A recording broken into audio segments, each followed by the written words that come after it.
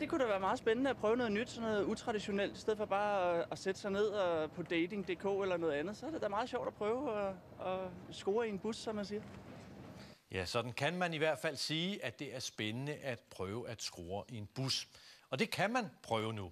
Et busselskab har indsat særlige kærlighedssæder, hvor passagererne opfordres til at sende hinanden lange blikke eller udveksle telefonnumre. Martin Gronemann er 30 år Goddag. og har været single i 9 måneder. Man er vel altid på kig. Og jo, jeg er nået til et sted i mit liv nu, hvor jeg er klar til at møde en igen. Og så er Arrivas nye kærlighedssæder ekstra bekvemme.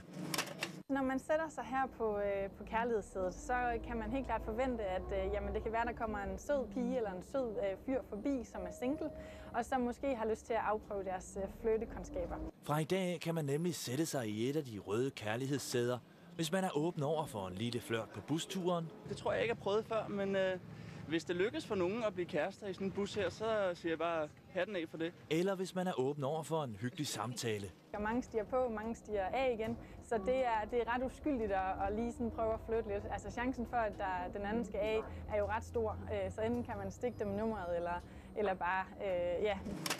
Men på en grå mandag er det ikke alle, der har vendet sig til de nye sæder. Du kunne ikke tænke dig at sidde på det her sæde?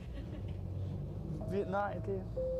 Alligevel er de fleste dog åbne over for, at Amor lægger vejen forbi deres bus. Det er en dejlig måde at møde hinanden på.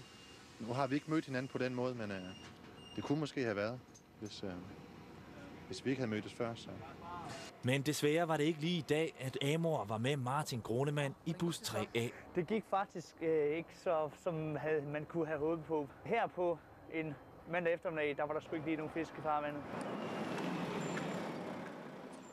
Arriva kører med de røde kærlighedssæder de næste 2 uger, og det gør Martin Gronemann så også.